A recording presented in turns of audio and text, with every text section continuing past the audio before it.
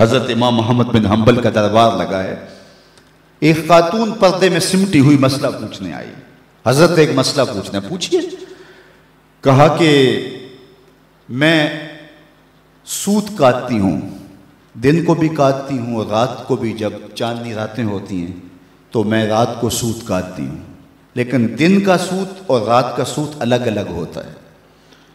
کبھی کبھی ہوتا ہے کہ بازار سے بادشاہ کی سواری گزرتی ہے اور سواری کے گزرنے کی وجہ سے ماحول میں روشنی زیادہ ہو جاتی ہے، تو اس میں جو سوت ہوتا ہے وہ کوالٹی میں بہتر ہوتا ہے، اور میں جو اس روشنی میں کاتا ہے اور جو چاند کی چاندنی میں کاتا ہے ان کو اکٹھے ملا کے فروخت کر سکتی ہوں.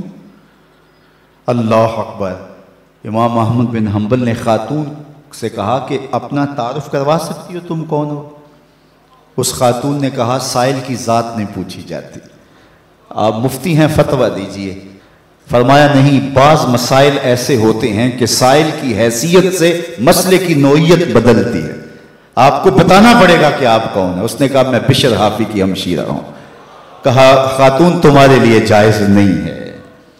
امام اشاہ احمد رضا خان فاضل بریلوی علیہ رحمہ ایک دعوت پہ تشریف لے گئے تو اس نے انواع و اقسام کی چیزیں رکھی، تو شوربہ بھی رکھا. تو آپ نے تھوڑا سا شوربہ چکھا تو اتنا لذیذ تھا کہ جی چاہا کہ شوربہ پیوں. تو صاحب دعوت کو بلایا، کہا کہ اگر تم اجازت دو تو میں شوربہ پی سکتا ہوں. اس نے کہا حضرت یہ سب کچھ رکھا ہی آپ کے لیے. کہا نہیں، شوربے کا عرف معقول ہے، مشروب نہیں. شوربہ کھایا جاتا ہے، پیا نہیں جاتا، اس کا عرف معقول ہے، مشروب نہیں. تم نے شوربہ تیار کیا ہے کھانے کے لیے، سالن کے طور پہ، اور اگر میں پی لوں اور میرے دیکھا دیکھی باقی بھی پینے لگے تو شوربہ تو ایک جھٹکا بھی نہیں لے گا اور تمہیں شرمندگی ہوگی.